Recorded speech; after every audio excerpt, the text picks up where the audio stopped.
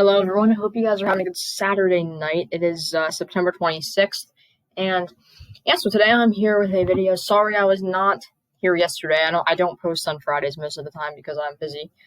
So we're gonna be here. We're gonna be posting for the next 6 days until next Friday. That's kind of the schedule. So we're gonna have videos out 6 days a week, other than Friday. And so the day I don't post is going to be Friday. That's kind of the schedule I've created. So today we're going to be talking about our cold blast coming up for early October. We've been watching this for a while now. So we're going to be talking about that. Please consider subscribing. Please leave a like. I would really appreciate it. Let's get started. So today we did have a slight risk in northeastern Wisconsin. There is a UP in Michigan. It's kind of winding down. Tornado threat was at 2%. We did have a 5% earlier though. 5% wind and 15% hail. That's what's going on up there. And then tomorrow we have a marginal risk for areas like the Southern Plains. I guess you could say in northwestern Arkansas and southwestern Missouri, we have that marginal risk for severe weather tomorrow. Not really a tornado threat according to the Storm Prediction Center, but we do have a 5% wind and a 5% hail threat. And then on day three we have no marginal. I do think a marginal could be added somewhere, though. So we're going to have to see where that is. So that's what's going on with severe weather. Not really much. We do have some more severe weather than we did earlier this week, though.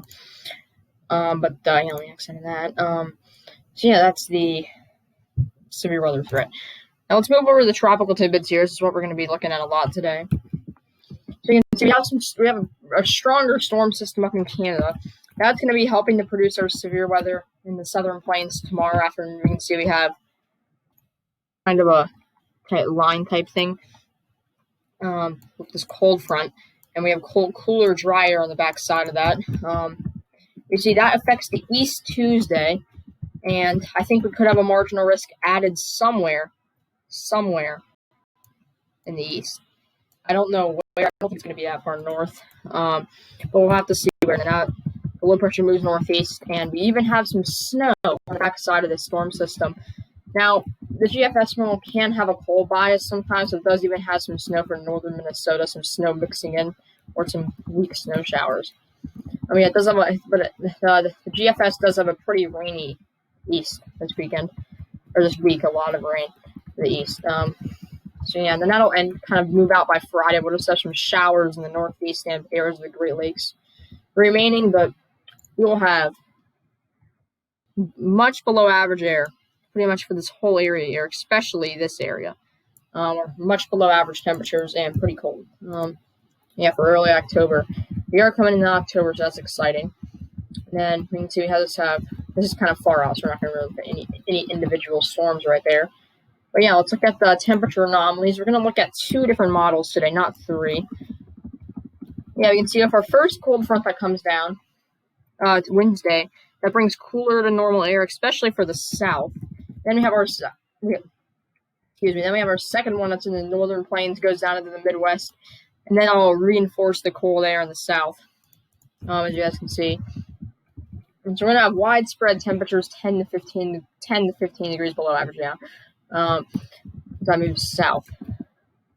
Now let's look at the actual temperatures of the GFS model and what they're saying. So let's start with Wednesday morning.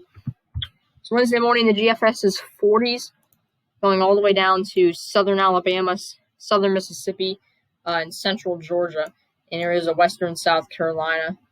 And then the northeast still hasn't been affected by that front yet. So we do have pretty chilly morning air coming down to the south, and pretty much for the whole pretty much for the whole east, and the central U.S. other than the plains. Plains are kind of going to remain warm for a little bit, and then by Thursday morning, though, it's warmed up in the south as that first cold shot is remaining, or it's not remaining, it's weakening, and then we have our second one coming into the plains in the Midwest here, and that's going to be blasting southeast. Bringing even stronger cold air to pretty much the whole eastern U.S. So that's exciting. And Friday morning, which is October 2nd, we could be seeing a widespread freeze across areas in the Midwest and areas in North Dakota, South Dakota, and Nebraska, kind of that area. We could be seeing a widespread first freeze. So yeah. Some of these areas, I think you might have already hit your first freeze, but this is going to be the first widespread freeze. And then Saturday morning, that moves a little bit further to the east for areas like Wisconsin. And it's likely going to be the coldest morning for the South, the Northeast, and the Midwest. You can see Chicago, you're in the 30s. You have a little heat bubble though. Not a heat bubble. You have a little, yeah, I do have a heat bubble. So if you live in the suburbs, you're going to get colder than actual Chicago. But yeah. So areas like Fargo, North Dakota, you're at 34. Minneapolis, you're right around freezing. Des Moines, you're in the 30s. 30s going all the way down to the Appalachians right there, kind of in this area. That's the 30-degree line right there. So yeah, and we do have some 30s in the west from where the mountains are. Now you see the cold air doesn't really make it as far south as Texas, and Texas does get a little. Texas and the southern plains do get a little chilly. They do get a little bit below average, but not for a long time and not as strong as it is for the central or the Midwest down to the east. Is going to be the coldest likely. Yeah, we can see definitely chilly. And the highs that day are still pretty cold. Sometimes it may not even make it out of the 40s in northern Wisconsin there. It may not even making it out of the 50s in Illinois, Indiana, Iowa, Ohio, Pennsylvania. So yeah, still, it's pretty cold. Now, let's look at a different model here. Let's look at the Canadian model and see if it agrees with the GFS at all. Let's look at temperature anomalies first. Yeah, so right now we have a pretty strong warm blast for, not really a warm blast, but we have a pretty strong warm-up. You can see that's going to be moving out in front of our front. We have our first cold front that brings cooler air to the south and pretty much Texas up through Wisconsin are below average temperatures. The most below average temperatures, though, are in the south, like Alabama, Mississippi, Tennessee, and Kentucky. This is Tuesday afternoon. The cold front's located kind of in this area. Then that comes through. It barely even affects the Northeast.